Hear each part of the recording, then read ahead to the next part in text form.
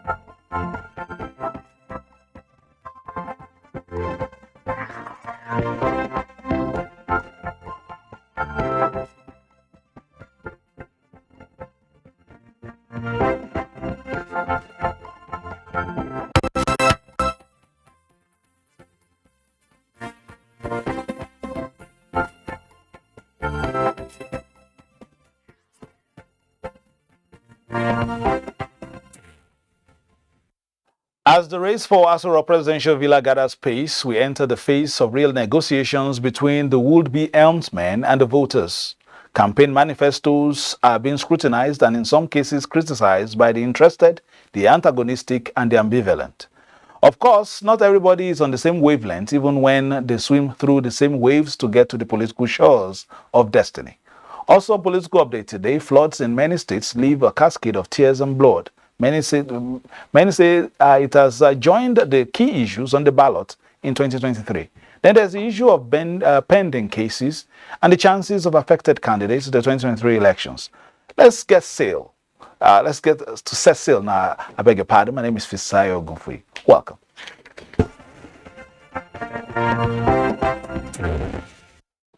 Now, full deployment of technology in the 2023 election is not just a legal requirement but INEC's commitment to Nigerians. INEC Chairman Mahmoud Yakubu stated this while receiving ECOWAS delegation on the fact-finding mission on the 2023 general elections. A familiar man in a familiar terrain, Kwado Afarigian headed the Ghanaian Electoral Commission for 22 years, a record yet to be broken globally. Hosting the mobile electoral library as it were, a great pleasure for the INEC chairman, Professor Mahmoud Yakubu. Here, Guado leads ECOWAS fact-finding mission to Nigeria ahead of the 2023 elections. I will talk more during the closed-door session, Guado says, but the second man of the delegation reminds INEC of Nigeria's relevance to the world. Your sources is our sources at ECOWAS. We are looking for fair, credible, and transparent election. For Professor Mahmoud Yakubu, the 7th general election in the Fourth Republic will be fought with technology for record breaking. The 2023 general election in Nigeria will be driven by technology, not only as a matter of legal requirement, but also as a matter of course for us in the Commission. Here for a fact-finding mission, nothing found so far, but when found, a copy will be availed to INEC for better performance, the delegation promised.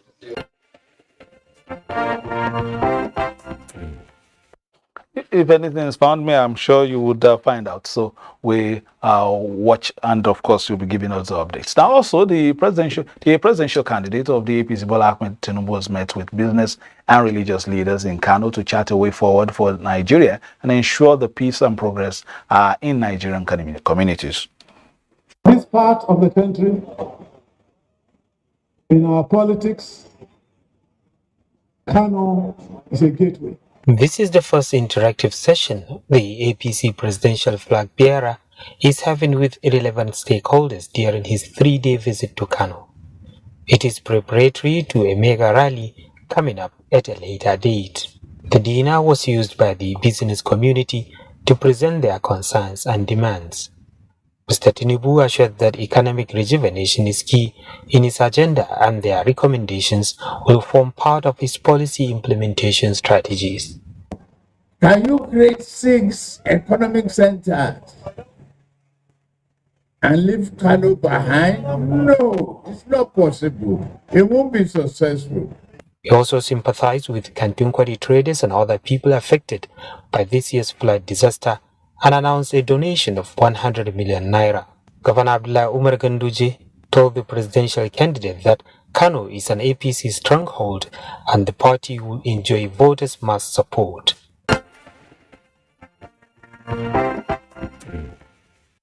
Meanwhile, the presidential candidate of the People's Democratic Party, PDP, Atiku Abubakar, is wooing Nigerians to sign up with the Atiku Kowa ticket in the 2023 general elections. Atiku says his 5-point agenda will address the economic and security issues bedeviling the country. This was when he addressed PDP supporters after the inauguration of the PDP Edo State Campaign Council office in Benin City.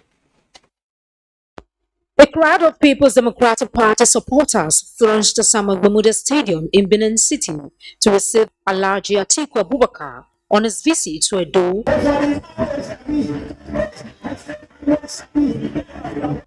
An enthusiast ovation rends the air as Atiku Abubakar, leaders of the party and governors arrive Samuel Gbamuda Stadium. Is an opportunity for the man of the moment and the national chairman of the party to enlighten the gathered supporters what the political party has to offer. We have promised to reunify this country. We are going to give each and every part of this country a sense of belonging. The People's Democratic Party is presenting you two outstanding people. And its foundations of PDP in our state. Are we not to disappointed? Earlier, the PDP presidential candidate and his entourage were at the palace of the Oba of Benin to seek his blessings. Here is the home for you. Your Excellency, I thank you very much for this wonderful visit. I want to wish you all well. A campaign council office to help spearhead the success of the Atiku Okowa ticket was also inaugurated.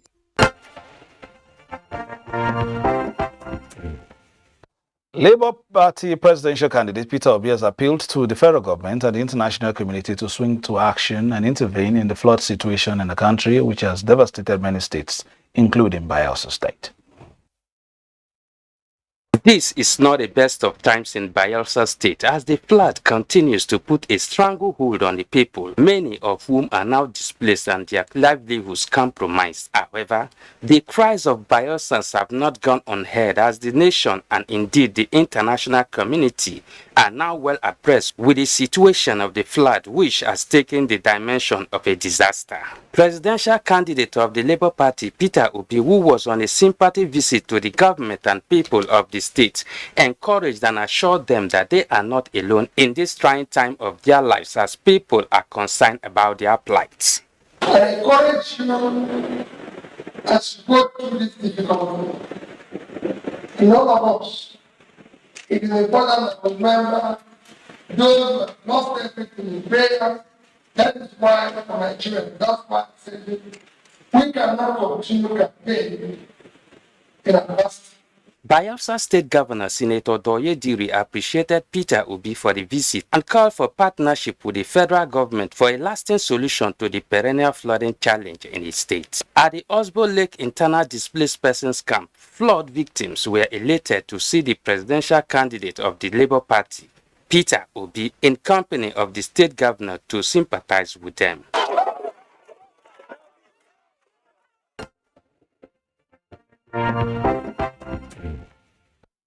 Now, President Muhammadu Buhari has directed the Minister of Water Resources to lead and coordinate with the Ministries of Environment and Transportation, as well as the state governments in developing a comprehensive plan of action to prevent flood disasters in Nigeria.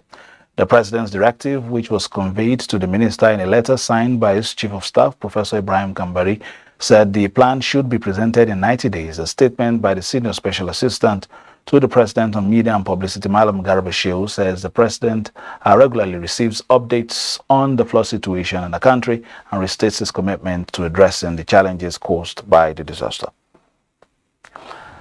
And the experts, of course, say floods and other natural disasters are occurring with more regularity due to climate change. We are being joined now by the sponsor of the Climate Change Bill and now an Act of Parliament, Honorable Sam Onugbo, member representing Kwano, Umuahia, North Umuahia, South Federal Constituency of Abia State. Thank you for joining us. Thank you very much, Was that timely or are we a bit late?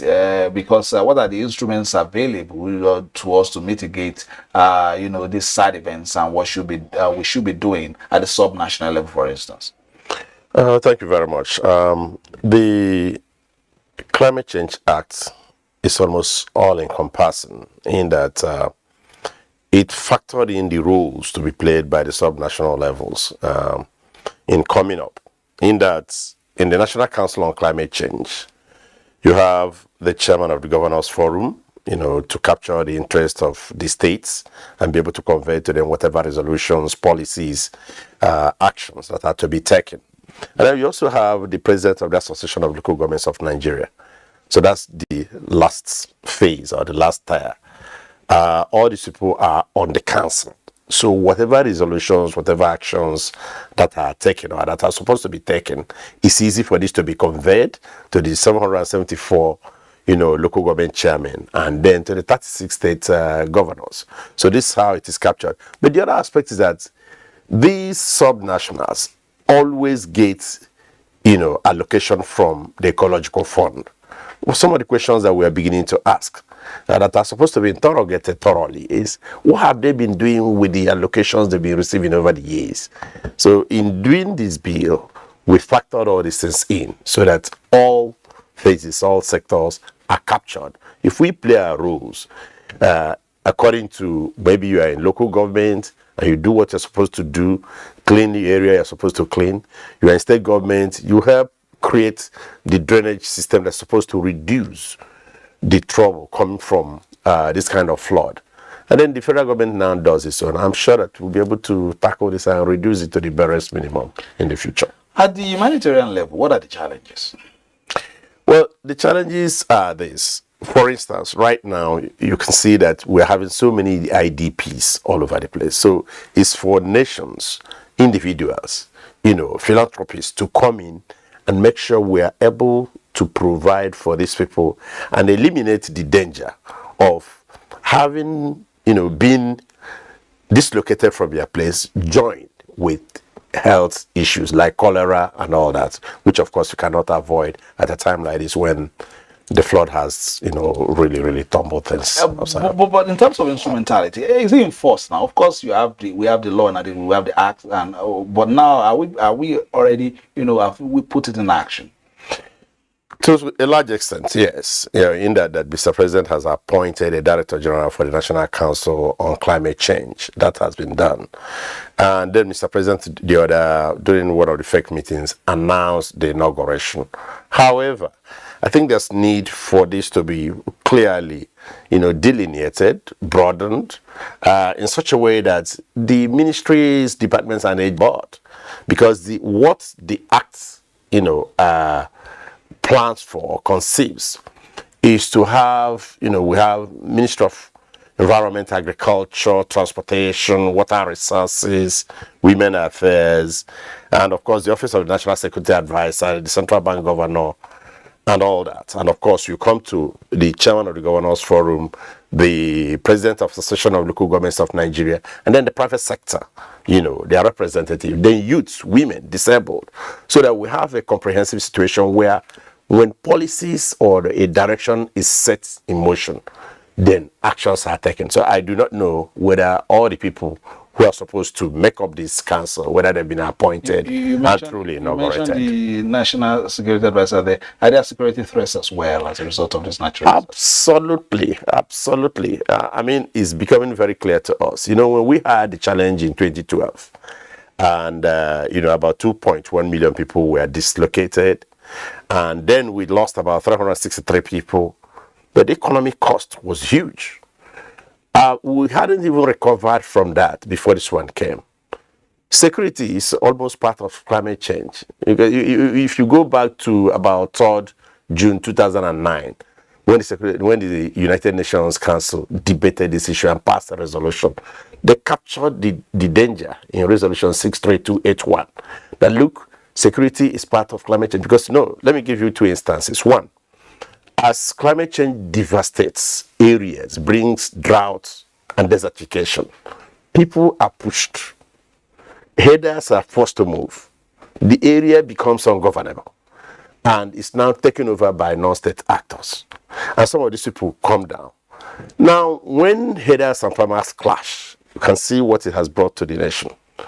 With what has happened now with this flood matter, you just see that the security implication is huge, because we are going to have hunger, we're going to have serious dislocation from where you are, and of course coming with that is breakdown of some law and order.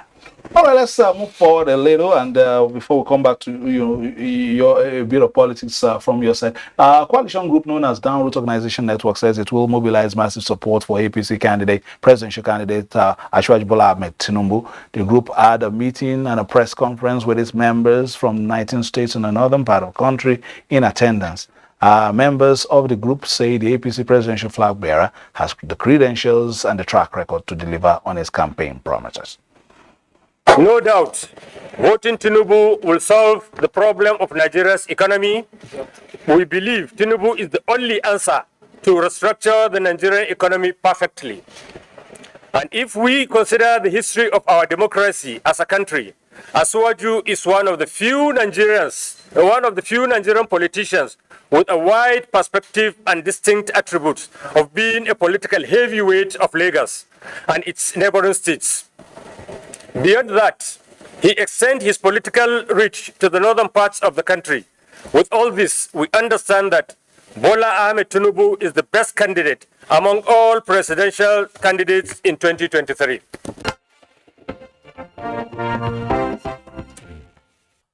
Governorship candidates from different political parties in Ebonyi have come together to agree on committing to an electoral process devoid of violence of any form and any form of aggression.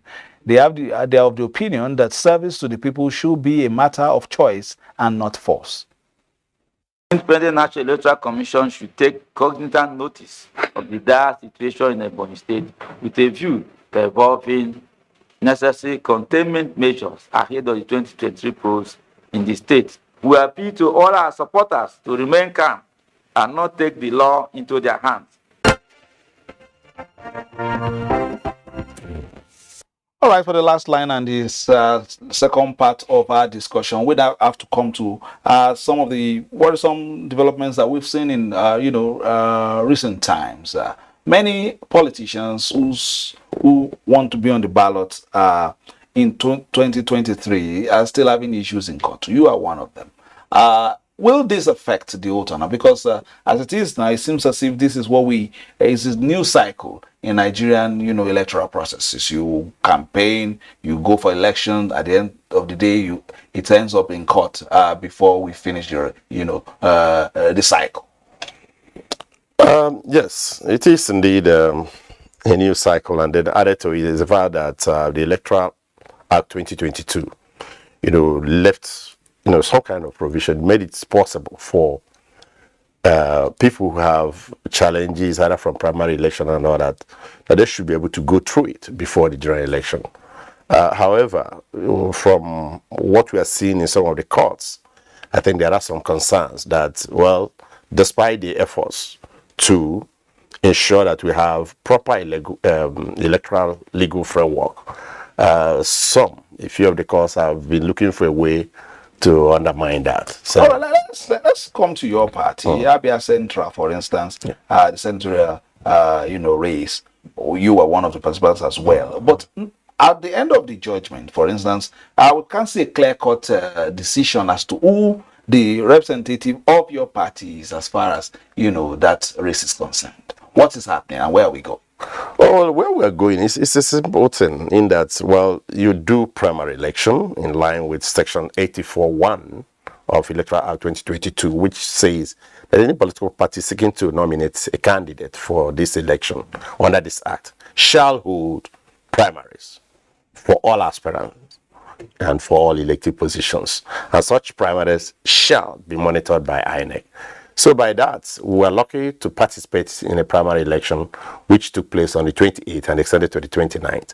And that primary election was between me and Chief Enrico, who is now a Minister of the Federal Republic. We were not 3, we were not 4, just 2.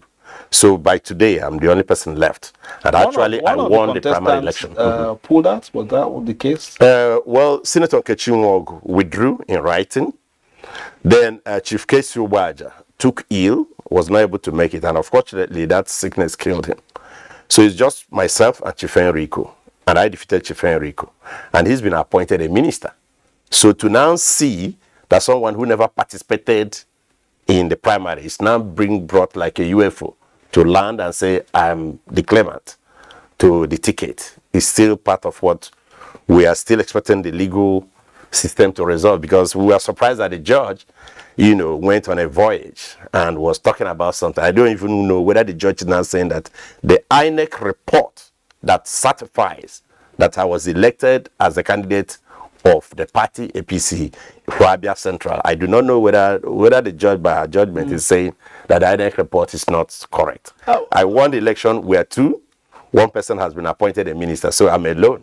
To see another person who did not participate in the process be laying claim to this is still a mirage. The issues now is we've moved from the High Court now to the appeal. Exactly. From to the appeal. Yes. Okay. So, but that's the challenge has always been this issue of these delays in court, and whichever candidate your party eventually emerges from the process, wouldn't that be, for instance, something like a handicap for you guys at the polls itself when you have not even started campaigning at all? Well, I have started campaigning in a way, yes, because without sounding immodest, I'm very confident that at the end of the day, I will be declared the candidate of the party because I'm alone now. The man that contested with me, that I defeated, has been made a minister. So any other person that is laying claim to where you never participated in a primary election and where INEC has issued a report that I won the election, you'll discover that that's a UFO candidate. We keep our fingers crossed and see how that pans out. And of course, we'll also, of course, be looking at the spaces for developments in the political scene as well. I want to really thank you for your intervention, especially talking about the issues of climate change. I've been the sponsor, of that. But are you happy about, the fact that at least we have the instrumentality to battle this now? I think you've been on this for about 5-4 years before eventually got sailed through. Exactly, because I started this in 2016. And finally, we were not able to get it through. Mr. President declined assent in 2018. But then I came back by his grace. I was re-elected. Then I focused on it. But again, let me thank Mr. President for his tenacity as far as this climate change issue is concerned. It's unfortunate that we are having this experience now where we appear overwhelmed. But there's no doubt that this is an eye-opener for all of us as Nigerians, because in the past people thought the climate change issue was just firing a warning shot, but we are living with the realities of climate change being a massive destroyer of issues, whether it's coming as flood or as desertification or drought or with some other natural disasters. We are seeing the impact right now, so we have to prepare and prepare very well by creating awareness, carrying out sensitization as is required, and ensuring that all layers of government are into it. It should not be left only for the federal government. State government has to come in alongside the local governments. Honorable Sam, Honorable Member representing Kwano, Umaya North Umaya South Federal Constituency of Abia, I still want to thank you for coming. And thank you very much for having me. Viewer for watching, we'll be back again on Friday for a fresh package. My name is Fisal Gupin. Thanking you for staying tuned. All the best. Enjoy the rest of your week and play your politics for the greater good. Bye-bye now.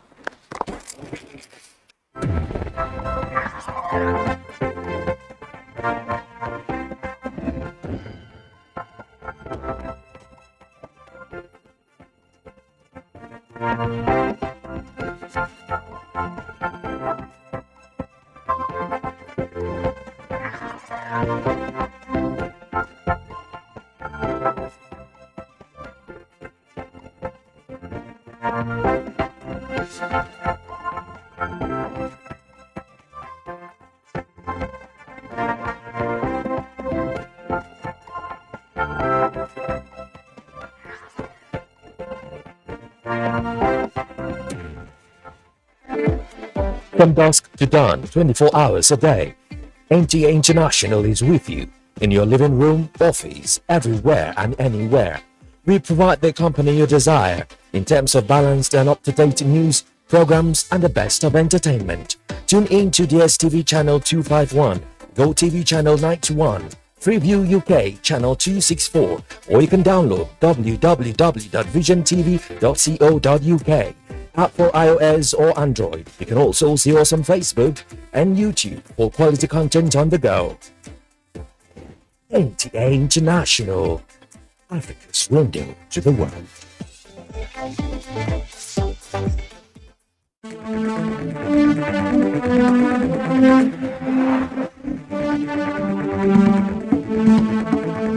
NTA Tuesday Live, analytical, in-depth, educative and interactive on national issues, accommodating all sides of opinions.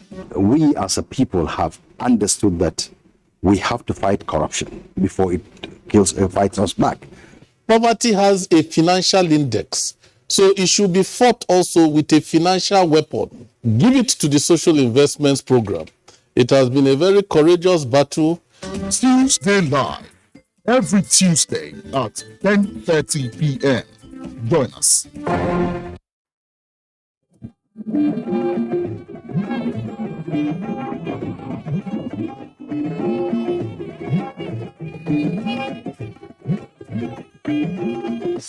This is the network service of the NTA.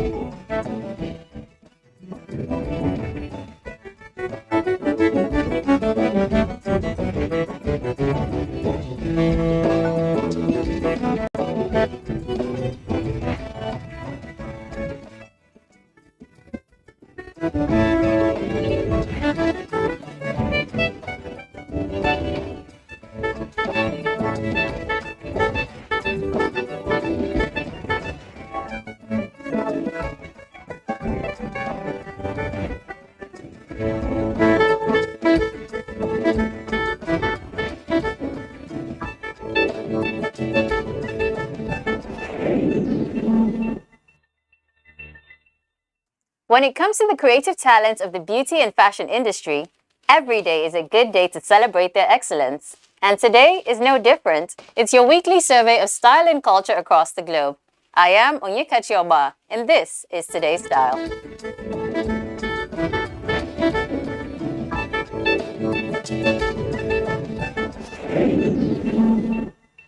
On the show today, the amazing story of becoming a beauty queen. We chart the meteoric rise of Tongoro, celebrate the recent milestones of 3 African creatives, and uncover the surprising history of red lipstick. She's a mentor, a passionate activist, a model, and a beauty pageant title holder. Queen Ruth takes us on her journey from the runway to becoming Miss Unity Nigeria, and we get to learn about how she uses her influence to impact social reform.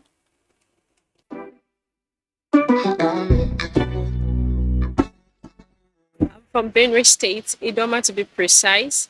I'm a student of the Benue State University, an undergraduate, studying mass communication.